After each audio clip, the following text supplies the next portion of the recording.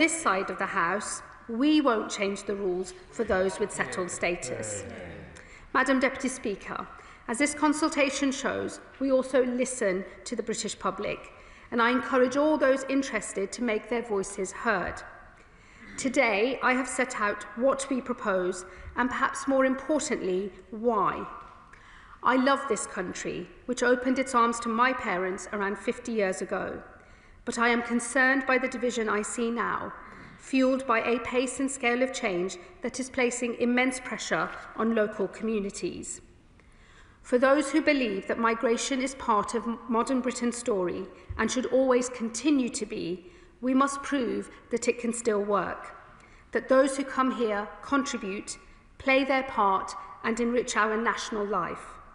While each will always retain something of who they were and where they came from, they become a part of the greatest multi-ethnic, multi-faith democracy in the world. And with that, Madam Deputy Speaker, I commend this statement to the House. Yeah. Shadow Home Secretary Chris Philp. Thank you, Madam Deputy Speaker, and I, as always, thank the Home Secretary for advance sight of her statement. Well, she's had a busy week. I wonder if this burst of hyperactivity has anything to do with her leadership bid. But as her shadow, I will say this: I am rooting for her. I am rooting for her in her tussle with the Health Secretary as to who gets to replace the Prime Minister, although I fear my endorsement may not be entirely helpful with her colleagues on her side of the House. Now, let me start by saying this. Immigration under successive governments has been far, far too high.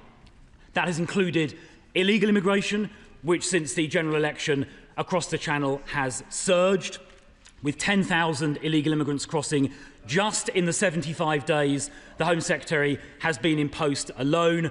Last year, the first year of a Labour government, there were a record ever number of new asylum claims, and the number of illegal immigrants accommodated in hotels has gone up under this Labour government, even though they promised they would reduce numbers. But of course, besides illegal immigration, on which this government is so clearly failing, legal migration has been far, far too high as well, absorbing the equivalent of half the new housing supply in recent years. Allowing mass low-skilled migration is actually bad for the economy, not least when we have 9.5 million working-age people here out of work. And mass low-skilled migration without integration has placed all kinds of pressures on society, not least because there are 1 million people here who don't speak English at all or properly, or the fact there are 10,000 foreign citizens in prison. Where I suspect we do agree is that limited, very limited, high-skill migration is a good thing, but the days of mass low-skill migration must come to an end. Now, Madam Deputy Speaker, there is much in this statement I support, not least because so much of it is so familiar. The idea of a 10-year route to ILR is something that we proposed in amendments to the government's bill, I think around about 9 months ago. Inexplicably, the Labour Party inexplicably voted against those measures here just a few months ago, and now they've adopted them. We also proposed removing benefits from foreign citizens, including those on ILR who don't have British citizenship, and this consultation document now looks at doing the same thing. So I am delighted, Madam Deputy Speaker, to see that the Shadow Home Secretary, upon arrival at number 2 Marsham Street, has got out the copy and paste function on her laptop and started copying and pasting conservative policies. Now, I do, however, have one or two detailed and specific questions, which I am asking in a spirit of constructiveness, given she has adopted so many conservative policies. Now, she said importantly that these policies on ILR qualification would apply to those people here already. She is absolutely right to say that, and I support it. She mentions transitional arrangements. I would just urge her to be very cautious about that, lest it creates loopholes.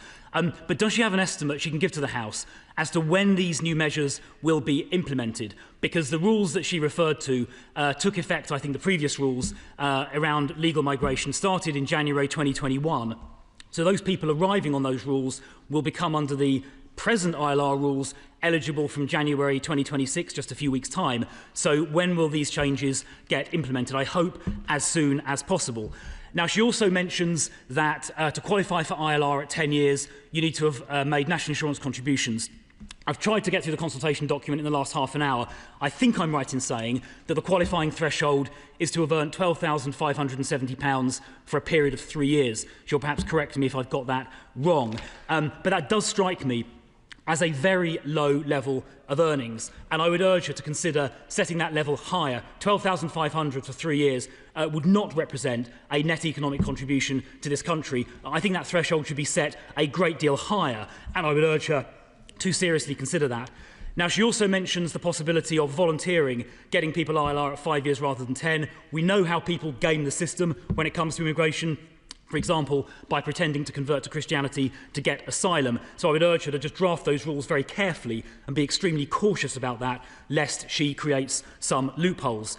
I would also ask her to consider adopting one last Conservative policy, since she appears so enthusiastic about them, and that is to introduce a binding cap on legal migration, voted for by Parliament each year, so this House can democratically decide what the level of inward migration is. She's adopted so many of her other policies. I strongly urge her to adopt that last one as well. Home Secretary.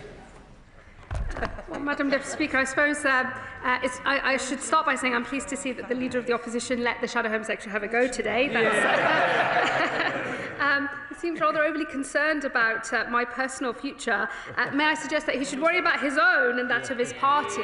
And one good way to secure the potential future of the Conservative Party would maybe start with an open and honest acknowledgement of their track record in government. Yeah. Dare I say it? Maybe even an apology for messing up the system so badly in the first place. I have to say, given their current track record, they barely have the right to ask questions, let alone propose solutions. Like settlement, it's my view that you have to earn the right to offer solutions, and I would say to him, one way of earning that right would be to apologise for what the Tories did first and foremost. He asked a specific question in relation to when these changes will come into effect. It's a 12-week consultation. It will end in the middle of February, and we would anticipate making changes and to begin the phase-out of those changes once adopted from April 2026 of next year.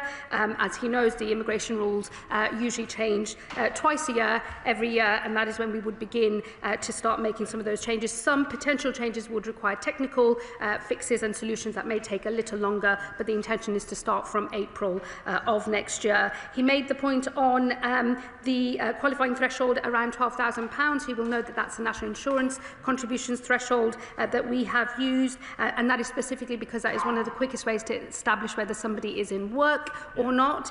So it's designed to give an indication of the period spent in work. He will, of course, know that there are different income thresholds for the different routes by which people can come into the country, and those are not being changed.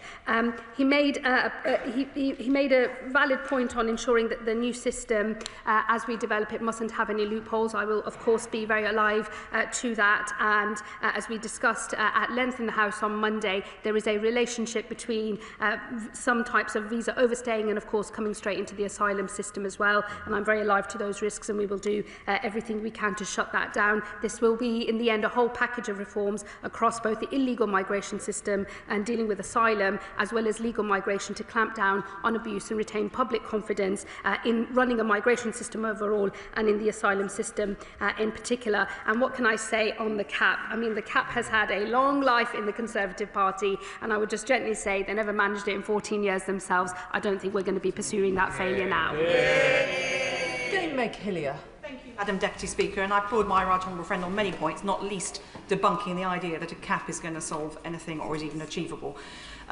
Madam Deputy Speaker, there's a lot of detail in this, but one of the issues now is that people currently going through the system have to apply repeatedly to extend their discretionary leave to remain until they reach settlement status. This is costly for them, cumbersome for the Home Office, and does nothing to help them integrate or work in the community. I've had the opportunity to meet with her junior minister on this issue. Can she give any assurance to the House that the Home Office is looking at this to ensure that those who are welcome here have a less burdensome system to go through, which will also hopefully save money and enable the Home Office to focus on more urgent issues?